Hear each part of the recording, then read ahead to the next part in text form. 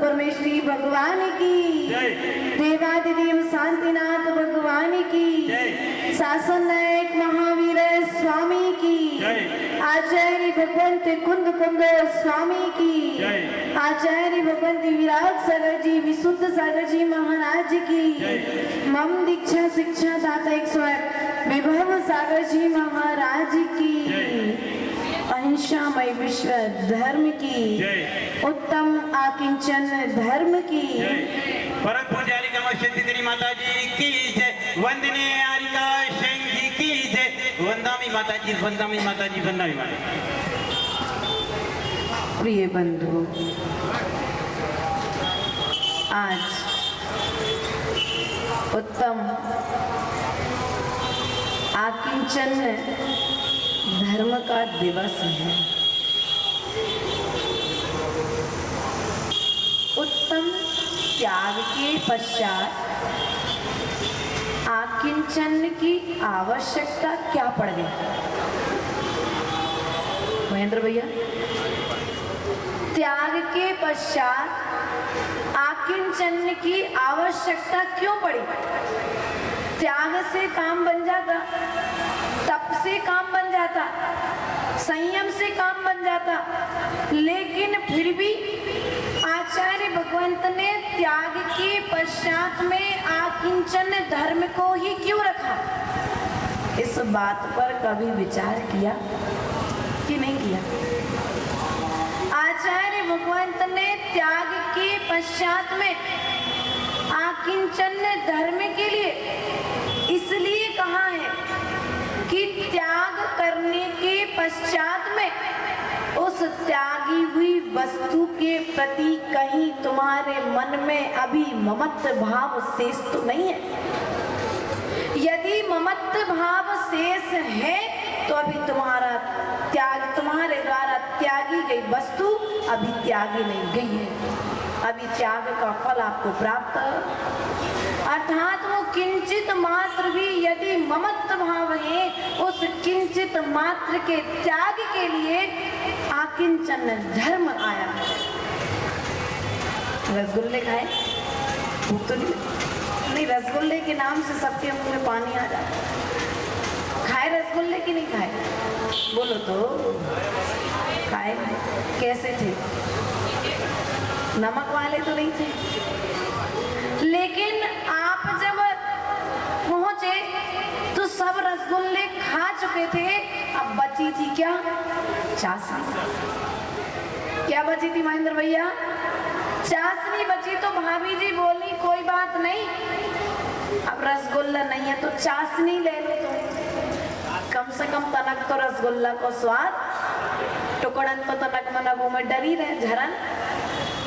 उसी प्रकार से आचार्य भगवत यहाँ पर ये कह रहे हैं कि तुम रसगुल्ला खत्म होने के पश्चात में उस चाशनी को भी ग्रहण कर लेते हो, क्योंकि तुम्हें रसगुल्ले का स्वाद थोड़ा तो। उसी प्रकार से त्याग करने के पश्चात में यदि वो थोड़ी सी भी लगार ममत्व की रह गई है तो उस ममत्व भाव के, राग भाव के त्याग के लिए ये आकिंचन धर्म तुम्हारे बीच में आया है।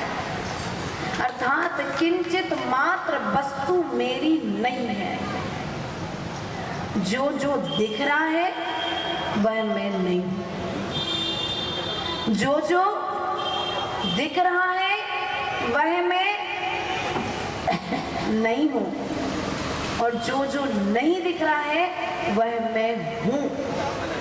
देखने वाला चेतन है और दिखने वाला अचेतन है।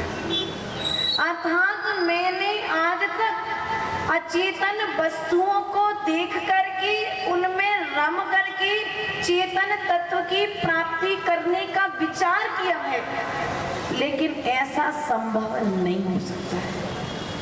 अचेतन वस्तुओं को देखने के पश्चात उन वस्तुओं को देख करके यदि वैराग्य भाव उत्पन्न होता है तब तक तो ठीक है, लेकिन उन वस्तुओं को देखने के पश्चात में यदि हमें राग भाव उत्पन्न हो रहा है तो आचार्य भगवंत कहते हैं आकिंचन धर्म का जो तुमने अर्घ चढ़ाया है वह अर्घ ये कह रहा है तुमने एक थाली से दूसरी थाली में द्रव्य छोड़ी है, अभी भीतर का आकिंचन भाव पैदा नहीं हुआ है। इसलिए भीतर के आकिंचन भाव को हमें जागृत करना पड़ेगा। कैसे होगा जागृत? यह भीतर का आकिंचन भाव हमारे पूर्वाचार्यों के संस्मरणों को पढ़ने से होगा। होगा कि नहीं होगा? उदाहरण देते ना, बच्चे को जब आगे बढ़ाना पड़ता है तो क्या कहते, भैया बेटा देखो उनका बच्चा कितना आगे बढ़ रहा है, उसने कितनी मेहनत की है, तुम भी आगे बढ़ सकते हो। उसी प्रकार से ये आकिंचन धर्म आपसे कह रहा है कि जो पूर्वाचार्य हुए हैं, जो चक्रवर्ती हुए हैं, जो तीर्थंकर हुए हैं, उन्हें राज्य छोड़ने में समय नहीं लगा, क्योंकि वे राज्य में रहते हुए भी आकिंचन भाव के साथ में रह रहे थे। किंचित मात्र भी मेरा कुछ भी नहीं है, मेरे साथ कुछ भी जाने वाला नहीं है। जो मेरे साथ में जाने वाला है वह मेरा स्वभाव, मेरा गुण मेरे साथ में जाने वाला है। इसलिए प्रिय बंधुओं, संग्रह करने की कला सीखी है पैसे को, एक बार स्वभाव और गुणों को संग्रह करने की कला सीखी। तुमसे अच्छी तो वह चीटी है, तुमसे अच्छा तो वह भौरा है। संग्रह करता है, लेकिन कहाँ संग्रह करना है, किस बात को संग्रह करना है, वह फूल पर जाकर के बैठता है, अन्य जगह पर जाकर के नहीं बैठता है। और हाँ, मनुष्यों की स्थिति क्या है, आंखें दो मिली हैं, सो उपयोग की जगह पर हम उनका दुरुपयोग। गुण देखने के लिए आंखें मिली थी, गुण गाने के लिए मुख मिला था, तीर्थंकर भगवान की बात सुनने के लिए कान मिले थे, लेकिन हमने किया क्या? तीन का उपयोग की जगह हमने इनका दुरुपयोग करना प्रारंभ कर दिया। अब दुरुपयोग जब आपने प्रारंभ किया है तो आकिंचन धर्म आ ही नहीं सकता है। माता जी, घर में रहते हुए आकिंचन धर्म कैसे आएगा? सीखो भरत चक्रवर्ती से, सीखो तीर्थंकरों से। धन्य हो माता जी, आपने इतनी उम्र में दीक्षा ले ली। कल किसी ने आकर के हमसे कहा हमने कहा अच्छी बात है। हमने कहा हमने 5 तीर्थंकरों का आचरण किया है, तुम 19 का आचरण कर लेते। 19 तीर्थंकरों ने भी तो मार्ग खोला है कि नहीं खोला है? उनने भी तो आकिंचन धर्म को गृहस्थ में रहते हुए ममत्व भाव से रहित होकर के उन्होंने गृहस्थी को त्याग करके अपना मार्ग प्रशस्त किया कि नहीं किया? लेकिन हमारी स्थिति क्या है? अब माता जी हम लोग गृहस्थ तो हैं, तीर्थंकरों ने यही सोचा, चक्रवर्तियों ने यही नहीं सोचा, जो महापुरुष हुए हैं उन्होंने हीनता के भाव नहीं लाए। वे यह विचार करते रहे कि भले ही विवाह हो गया, लेकिन विवाह होते हुए भी अभी भी मुझे मोक्ष मार्ग है, मोक्ष का मार्ग अभी भी है। किन भावों के साथ? आकिंचन भावों के साथ। प्रिय बंधुओं, जो जो तुम्हें दिख रहा है, देखना स्वार्थ के संसार की कहानी आपने सुनी है, और तुम्हारे राग की कहानी तुम लोग स्वयं जानते हो। 2 कहानियां याद आती हैं कि एक व्यक्ति पेड़ पर लटका हुआ है, ऊपर उस वृक्ष में एक मधुमक्खी का छत्ता बना हुआ है, और उस छत्ते से एक एक बूंद शहद गिर रही है। वो व्यक्ति उस शहद का स्वाद लेने के लिए वो नीचे नहीं देख रहा है, वो बाजू में नहीं देख रहा है कि उसी डाली पर, जिस डाली पर वह लटका हुआ है, उस डाली को चूहे कतर रहे हैं। नीचे कुएं में सर्प मुख फाड़े हुए खड़े हुए हैं। उसी मार्ग से एक देव और एक देवी निकलते हैं, और वे देव देखते हैं कि ये कैसा दृश्य है, ये व्यक्ति कितना मूर्ख है कि नीचे 4 सर्प मुख फाड़े हुए खड़े हैं, चूहा डाली को कतर रहा है, लेकिन फिर भी यह उस डाली को छोड़कर के आगे नहीं जा रहा है। देवी कहती है देव से, देखो उस मनुष्य को बचा लो, उस मनुष्य को बचा लो, वरना डाली टूटेगी और ये सर्प इस मनुष्य को खा जाएंगे। वह देव मना करता है कि नहीं, वो अपनी बात नहीं सुनेगा, लेकिन फिर भी देवी के बार बार भी जब ये जिद पे आ जाए तो कछु भी करने पड़े, भले फिर टॉकीज लेके जाना पड़े मनाने के लिए।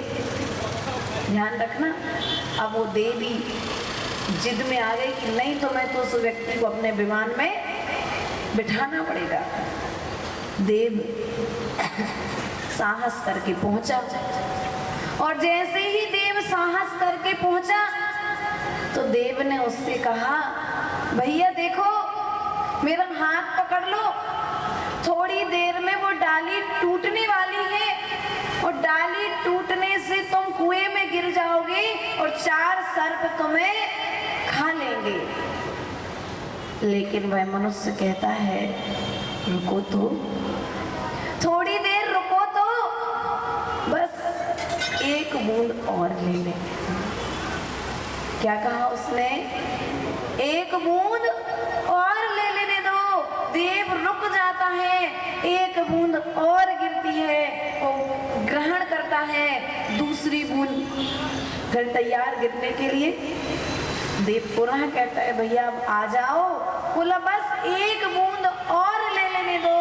बस उस मनुष्य की तरह हम मनुष्यों की स्थिति है कि 4 कसायों के सर्प हमें मुख फाड़े डसने के लिए तैयार खड़े हैं। आयु कर्म रूपी चूहा हमारी आयु को कतर रहा है, लेकिन फिर भी हम धर्म करना नहीं चाह रहे हैं। जिनवाणी माँ के तुम्हें समझा रही है कि भैया आकर के विराजमान हो जाओ जिनवाणी सभा में, तुम्हारी आयु मनुष्य धर्म पाना तुम्हारा सार्थक हो जाएगा। लेकिन फिर भी हमें समझ में आ रही का? आओ, ताली तो खूब बजाते हो कछुनिया, ताली तो सब जगह बज जाती हैं, लेकिन तत्व की बात तुम्हारे भीतर में कितनी पहुंची, हमारा ध्येय ये है। ताली बजवाने में आनंद नहीं आता, हमें तो आनंद जब आता है कि हमारी बात तुम्हारे भीतर तक पहुंचे और तुम्हारे भीतर की एक बुराई निकल करके बाहर में आ जाए, अर्थात वो त्याग हो जाए, तो हमारा आना सार्थक हो जाए। इसलिए प्रिय बंधुओं, पुरुषार्थ करो, बुराइयां त्याग करो, क्योंकि जब तक बुराइयों को त्याग नहीं करोगे तब तक तुम भगवान नहीं बन सकते। एक एक बुराई त्याग करो, ज्यादा नहीं करना है। अभी आदिनाथ के काल से हमारे कब से हो गई है तुम? आदिनाथ बड़े कि आप बड़े? अरे वंशज तो हैं ये पन, लेकिन आदिनाथ बड़े कि आप बड़े? अच्छा, पूछी जिनवाणी से, माता जिनवाणी से पूछा कि नहीं पूछा? एक बार हमारी माँ जिनवाणी से तो पूछते, माँ जिनवाणी यह कह दी थी ना आदिनाथ बड़े हैं और ना तुम बड़े हो, जीव की अपेक्षा से दोनों बराबर हैं, क्योंकि यह जीव अनादिकाल से है और अनादिकाल तक रहेगा, कभी भी मरण होने वाला। शरीर का मरण तो होगा, ये शरीर की समाप्ति तो होगी, लेकिन आत्मा के गुणों की समाप्ति कभी भी होने वाली नहीं है। इसलिए आदिनाथ भगवान इसलिए बड़े कहते हैं क्योंकि उन्होंने कर्मों को क्षय करके अपने उस अंतिम अवस्था को प्राप्त कर लिया है, और हमारे अंदर शक्ति होती हुई भी हम पुरुषार्थ नहीं कर रहे हैं, इसलिए हम छोटे बन करके बैठे। इसलिए पुरुषार्थ करो, अपने पुरुषार्थ को जागृत करो, क्योंकि हमारा पुरुषार्थ कर्म क्षेत्र की ओर तो चल रहा है, हमारा पुरुषार्थ धर्म क्षेत्र की ओर नहीं चल रहा है। विवाहों में कितना समय दे रहे हो भैया? विवाहों में कितना समय दे रहे हो? 23 घंटे। और धर्म के लिए, स्वभाव के लिए कितना समय दिया? सामायिक के लिए कितना समय दिया? कल एक छोटे से बच्चे ने, आप लोग की अपेक्षा से, महेंद्र भैया की अपेक्षा से तो बहुत छोटा ही है, उस छोटे बच्चे ने कल 30 मिनट की सामायिक करने का नियम लिया है।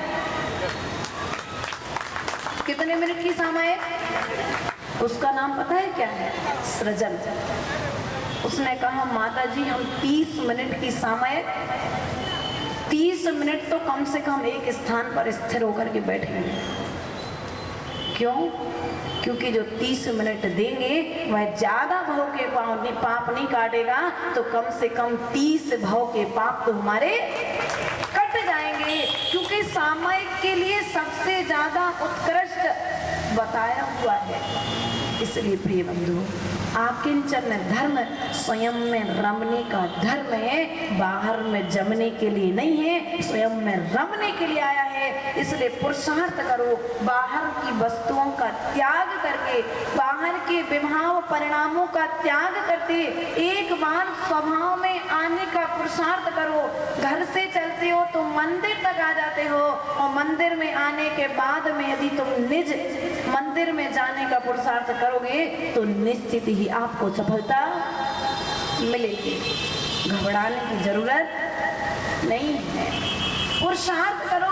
मनुष्य सब कार्य कर सकता है, जो कार्य तीर्थंकरों ने किया है मेरे अंदर वह प्रत्येक कार्य करने की शक्ति है।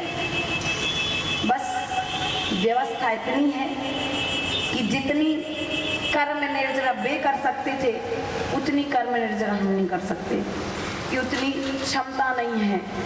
लेकिन फिर भी एक चिड़िया को उदाहरण आता है कि एक जगह आग लगी, हमारे अशोक भैया सुनाते भी होंगे शायरी में। एक जगह आग लगी तो गांव के लोग देख रहे थे, और एक चिड़िया अपनी चोंच में पानी भर करके पानी डाल रही थी तो कुछ लोग होते हैं तो चिड़िया को रोक के बोले, काहे तुम्हारे पानी डालने से आंख बुझ जाएगी क्या? वो चिड़िया पता है क्या बोली? बहुत प्यारा सा जवाब दिया उस चिड़िया ने कि यदि हमारी चोंच भर पानी डालने से आंख बुझे या नहीं बुझे, लेकिन जब भी इतिहास लिखा जाएगा तो हमारा नाम आग बुझाने वालों में आएगा, आग लगाने वालों में।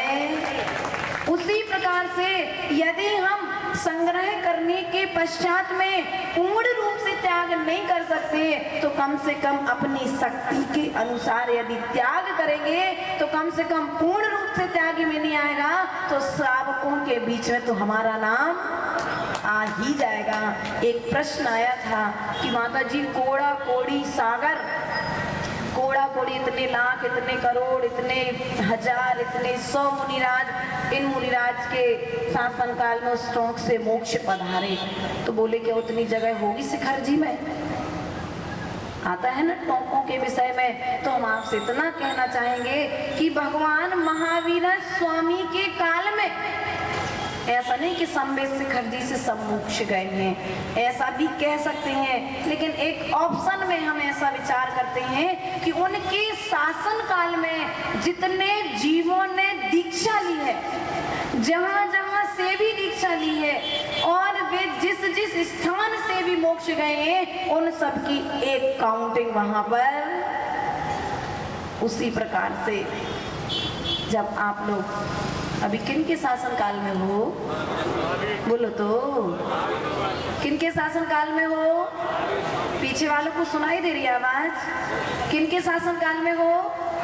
भगवान महावीर स्वामी के शासन काल में हो। और जब वहां पर इतिहास लिखा जाएगा, जब अगली 24 आएगी, भविष्य के होने वाले जो तीर्थंकर होंगे जब वे आएंगे, समूसण लगेगा तो समय बात कही जाएगी कि महावीर स्वामी के शासन काल में इतने श्रावक थे, इतनी श्राविकाएं थी, इतने मुनि थे, इतनी आरिकाएं थी। तो या तो मुनि बन जाओ, मुनि नहीं बन सकते तो श्रावक बन जाओ, और श्रावक नहीं बनोगे तो त्रयंच बन के तो फिर घूमना ही पड़ेगा। क्योंकि तुम्हें मौका मिला है, आज मौका मिला है, अच्छे काम कर लोगे तो पुनः मनुष्य देव बनोगे, देव से पुनः मनुष्य बनोगे, और अच्छे काम नहीं करोगे सो त्रयंच नरक और निगोद तो अब आराम से खुली के नहीं खुली, 3 तो फ्री को कट मिल जाएंगे। कछु ज्यादा पुरुषार्थ करने, ये धर्म तुमसे यही कहने आए हैं कि अपनी मनुष्य पर्याय को धन्य कर दो। भगवान के सामने धनी धन्य है जे जीव नर भव पाई यह कारज किया, कहते ना, उस जीव के लिए धन्यवाद देते हैं कि उसने आज अपना जीवन धन्य कर लिया, जिसने जिनेंद्र भगवान की प्रतिमा को अपने हाथों में उठा लिया है। उसने अपने हाथ पाना धन्य कर लिए। आदि पुराण में जिनसेन स्वामी कह रहे हैं कि जो जिनेंद्र भगवान की प्रतिमा को अपने हाथों में उठाता है, सौधर में इंद्र उसे अपने गोद में खिलाता है। जो भगवान के अभिषेक का कलश उठाता है, सौधर में इंद्र सुमेरु पर्वत पर ले जाकर के उसका अभिषेक करता है, अर्थात वह जीव तीर्थंकर प्रकृति का बंद करके भविष्य का तीर्थंकर होता है, अर्थात भगवान होता है। यदि भगवान बनना है, उपाय बता दो, भगवान बनना कि नहीं बनना? ऊंचे ऊंचे कह दो, तना झूठे मूठे कह दो। भगवान बनना कि नहीं बनना? नहीं देंगे दीक्षा, कोई नियम नहीं देंगे, बिल्कुल मत डरना, क्योंकि नियम देने के पहले हमारा नियम है जो स्वेच्छा पूर्वक नियम दिया जाता है, उस नियम का तो पालन सौभाग्य मान करके करता है, लेकिन जो नियम जबरदस्ती दिया जाता है वो नियम व्यक्ति एक पल में दूसरे पल में तोड़, इसलिए नियम तोड़ने का पाप हमें अपने माथे पर नहीं लिखाना है। इसलिए प्रिय बंधुओं, प्रयास और पुरुषार्थ करो कि भगवान बनना है कि नहीं बनना है? कैसे बनोगे? भगवान बनने के लिए आपको कुछ भी नहीं करना, करना है क्या? करना पड़ेगा क्या कुछ? जितना पुरुषार्थ तुम व्यापार को चलाने में करते हो, जितनी बुद्धि तुम व्यापार को चलाने में लगाते हो, उसकी 1% बुद्धि भी तुम्हें धर्म करने में नहीं लगानी पड़ेगी। बस जैसे भगवान बैठे ना, कैसे बैठे देखो तो एक बार भगवान को निहार लो। कैसे बैठे भगवान? सब ऐसे ढूंढ रहे जैसे देखो नहीं। अरे नहीं, खड़े नहीं भाई, भगवान पद्मासनी प्रतिमा में बैठे, हाथ में हाथ रख के बैठे हैं। बस भगवान यदि बनना है तो हाथ पे हाथ रख करके बैठने का अभ्यास कर लो। सिद्धालय में बैठने में समय नहीं लगेगा। हाथ में हाथ रख के बैठने का अभ्यास ही तो करना है। जो सामय कर रहा है, जो पाठ कर रहा है, वो जाप कर रहा है, वो क्या कर रहा है? स्थिर होने का अभ्यास कर रहा है। उतने समय के लिए उसने आकिंचन धर्म को अपना लिया कि जितने समय के लिए मैं जिनालय में हूँ, उतने समय के लिए मेरा सभी प्रकार के परिग्रह का करते कि उसे सही नहीं। माता जी के हाँ में हाँ मिलाने को पैसा लग रहा है, करते कि नहीं करते? जैसे ही जिनालय में प्रवेश करो तो साथ साथ में नियम ले लेना कि जब तक मैं जिनालय में हूँ, जितना परिग्रह मेरे साथ में है मात्र वह मेरा है, बाकी सब परिग्रह का करते हो। बोलो तो नहीं करते हो?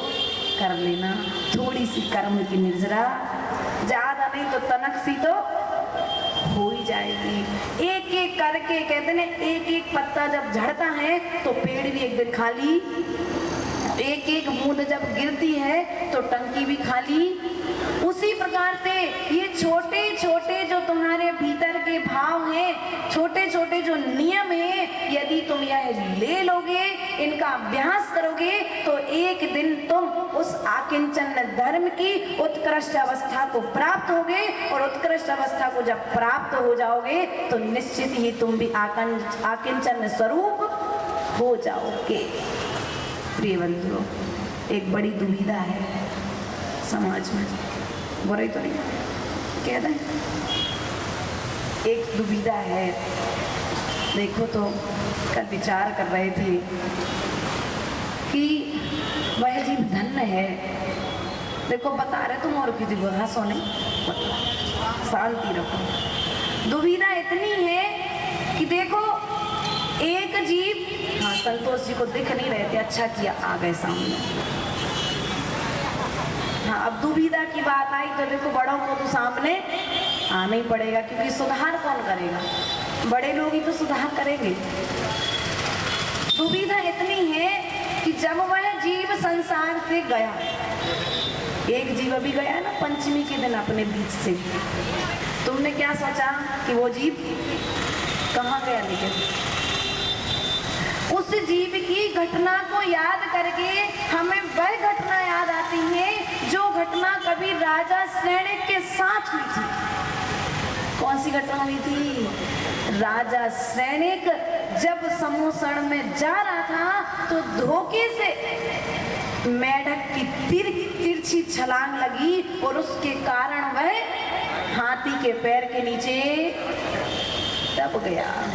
तो लोग क्या सोच रहे थे कि मेढक मर गया, लेकिन मेढक मरा नहीं था।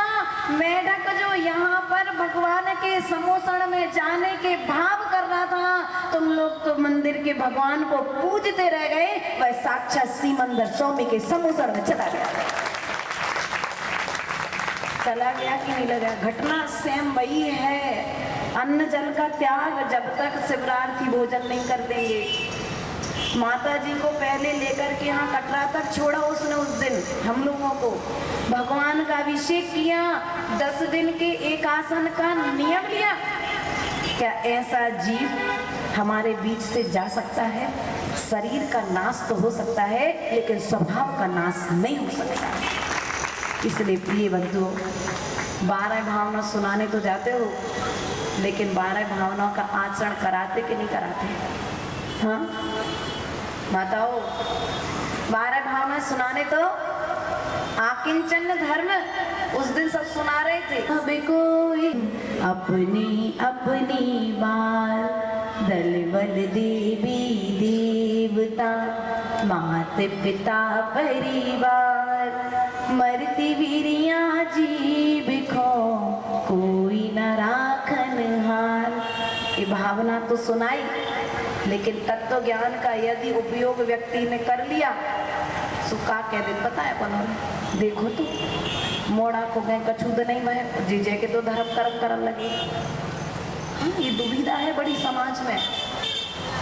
कह तो व्यक्ति एक बुंदेलखंड में थोड़ी सी विशेषताएं हैं, यदि अच्छाइयां हैं तो कहीं ना कहीं हम लोगों के अंदर बुराइयां भी, उन बुराइयों का त्याग करना है। आकिंचन धर्म, जब सामने वाले को हम घर पर जाकर के मेरी भावना सुना रहे हैं, 12 भावना सुना रहे हैं, और सामने वाला यदि हमें आचरण करके दिखा रहा है तो हम क्या कह रहे, अरे भी धर्मात्मा हती सोने ज्यादा दुख तो होता है, प्रत्येक माँ को दुख होता है, लेकिन उस दुख के लिए जिनवानी का रस यदि ग्रहण करके समन किया जा रहा है, औषधि के द्वारा उस राग को कम किया जा रहा है, तो फिर हम समाज वाले, समाज में सब नहीं कहते, एक दो लोग होते हो कहते ना एक मछली पूरे तालाब को गंदा।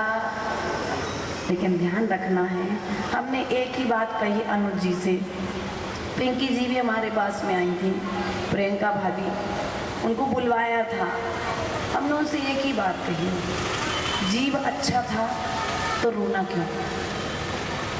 क्यों भैया?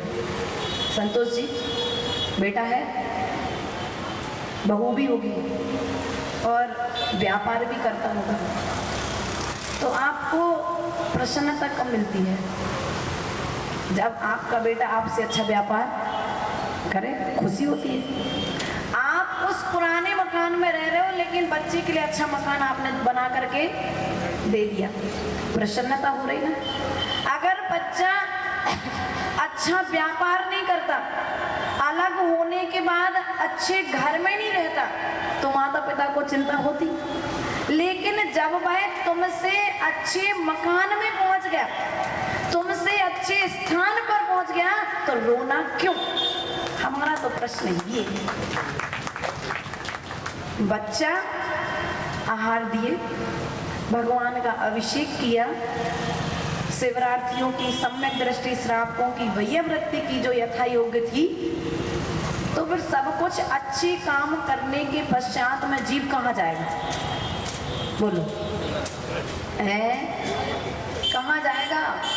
समोसन में जाएगा कि कहीं नीचे अधोलोक में जाएगा?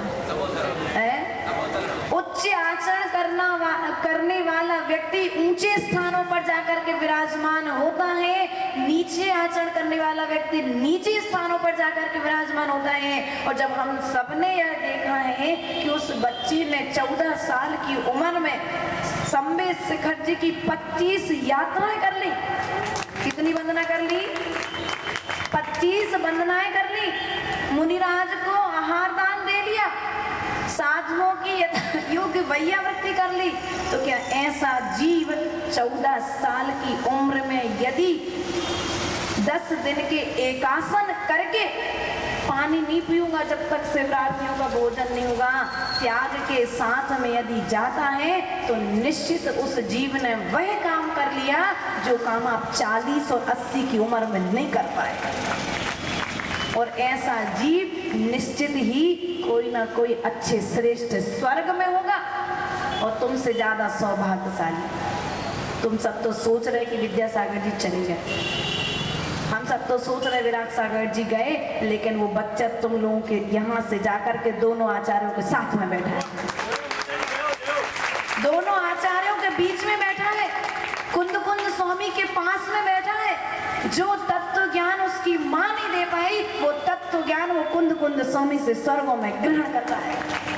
इसलिए रोने की आवश्यकता, ध्यान रखना, रोने की जरूरत नहीं है। प्रसन्न हो, राग कम होगा तो प्रसन्नता होगी, इसलिए राग को घटाओगे। आकिंचन धर्म तुमसे यही कह रहा है कि आज के दिन किंचित मात्र भी हमारे भीतर में राग नहीं होना चाहिए, क्योंकि राग आग दहे सदा ताते समामृत। राग तुम्हारे लिए आग करने वाला है, तुम्हारे लिए राख करने वाला है, इसलिए राख हो उसके पहले राग का त्याग कर दो। किसके प्रति? धन के प्रति, संपत्ति के प्रति, परिवार के प्रति, पत्नी के प्रति, बच्चों के प्रति, जिसके प्रति भी तुम्हारे लिए राग है उस राग का त्याग कर दो, क्योंकि आचार्य भगवान कहते हैं जहर किसी भी रूप में लिया जाए वह मरण को ही देने वाला। तो ये स्वीट पॉइजन है। कौन? राग। राग क्या है? स्वीट पॉइजन, मीठा जहर, जो खाते समय तो अच्छा लगता है लेकिन जब त्याग करो तो क्या होता है? वेदना होती है। इसलिए राग का त्याग करोगे तो ये आकिंचन धर्म तुम्हारा मनाना सार्थक हो जाएगा। एक बात और आप लोगों से कहनी है, कहते हैं पूछ ले, देखो बुरा ही नहीं लग जाए। बात ऐसी कहनी है कि एक भजन गाते हो तुम लोग। कौन सा भजन गाते हो? ओ गुरु सा तेरी, फिर क्या बनूं? फिर धागा बन जाऊं, फिर दीपक बन जाऊं, फिर रंगोली के वो पिचकारी बन जाऊं। क्या बनना है तुम्हें? अभी मनुष्य पर्याय मिली तो अच्छी नहीं लग रही क्या? अभी ये मनुष्य पर्याय मिली तो अच्छी नहीं लग रही क्या?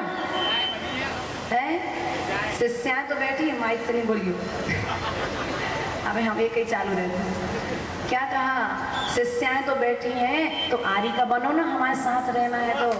धागा क्यों बनना पड़े तुम्हें? तुम्हें रंगोली का रंग क्यों बनना पड़े? तुम्हें ज्योत की, दीपक की ज्योत क्यों बनना पड़े? बनना है तो आरी का बनो, बनना है तो मुनि बनो। क्षमता है उसका प्रयोग करो, क्योंकि आज तुम्हारे द्वारा भाई गई भावनाएं निश्चित तुम्हारे लिए एक दिन बना देगी त्रियंच। फिर पेड़ बनोगे, पेड़ से धागा लकड़ी कटेगी, उस लकड़ी से फिर कपास, कपास से धागा बनेगा, बना करके फिर हाथ में, और हम त्याग कर देंगे तो डरे रहिए फिर। इसलिए माताओं थोड़ा सा तत्व ज्ञान लगाओ, तत्व ज्ञान का प्रयोग करो। हम क्या शब्द कह रहे हैं?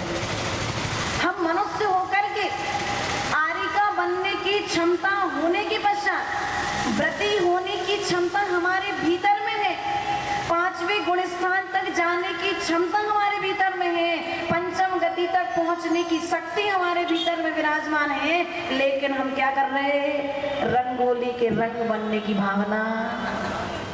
अरे तुम्हें साथ में रहना, आदि का बन के रहो। हमारी ममता दीदी देखो, 34 साल की उम्र में आजीवन व्रत ले लिया, तीर्थंकर भगवान के माता पिता बन गए।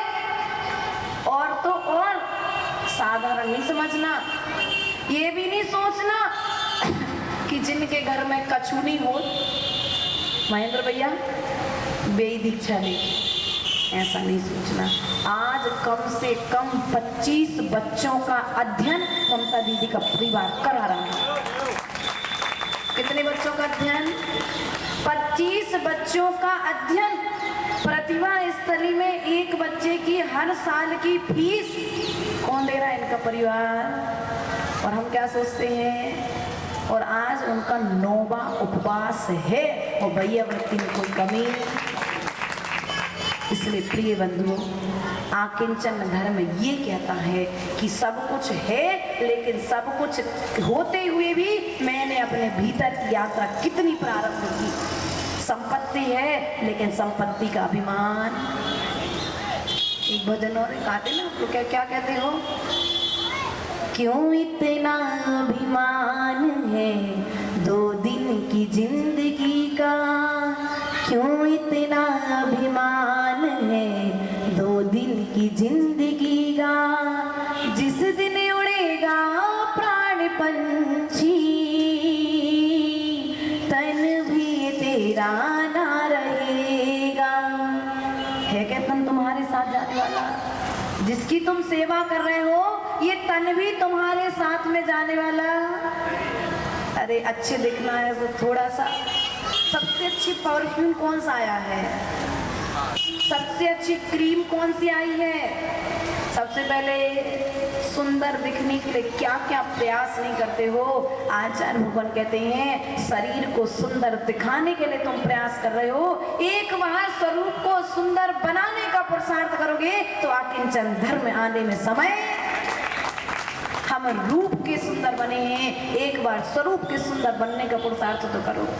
हम लोग क्या कर रहे हैं? रूप कैसा ही भी हो, लेकिन स्वरूप की यात्रा, और स्वरूप की यात्रा कर रहे से तुम नीचे और हम ऊपर। यही है ना रीजन। यदि हम भी तुम्हारे जैसे होते, रूप में पड़े होते, रुपया में पड़े होते, कोई रूपसी में पड़े होते, तो हम भी आपके जैसे नीचे। इसलिए पुरुषार्थ करो, जो चीज जो भाव तुम्हें नीचे लेकर के जाए उन भावों का त्याग कब करना है? आज कि कल है? नहीं, थोड़ा सा माता जी छूट ले लेंगे बाहर की। बाहर की नियम के साथ क्या कहते हैं माता जी? बाहर की नहीं। जिन परिणामों से हमें नरक निगोद की यात्रा करनी पड़े, जिन परिणामों से मुझे त्रयंच गति में जाना पड़े, मैं उन परिणामों का त्याग नहीं करूंगा ना। कर देंगे तो फिर स्वर्ग नहीं चले जाएंगे। उन परिणामों का त्याग करूंगा कि नहीं करूंगा? अगर कोई नहीं सुधरे, हमारा तिलकगंज का महिला मंडल अकेला सुधर जाए है तो बहुत अच्छे वो लोग। यदि सुधर जाए तो ये जो सब नीचे बैठे ना वाइट बट्टे में, सब पीछे आ जाए, कि कटरा वालों ने बहुत बड़ा मंच बना कर। एक भी यदि अपने आकिंचन भाव में आ गया, भीतर में हो गया कि मेरा कोई नहीं है, मैं किसी का, अपन बोलते ना ध्यान करते हैं सुबह, बोलते ना रोज, क्रोधमान माया लो रहितो हम, बोलते ना, आनंद आता है। क्यों आनंद क्यों आता है? आनंद इसलिए आता है क्योंकि हम स्वभाव की बात कर रहे हैं, इसलिए इस मंत्र को बोलने में भी हमें आनंद आता है। और जब आचरण करेंगे तो आनंद तुम्हारा दुगना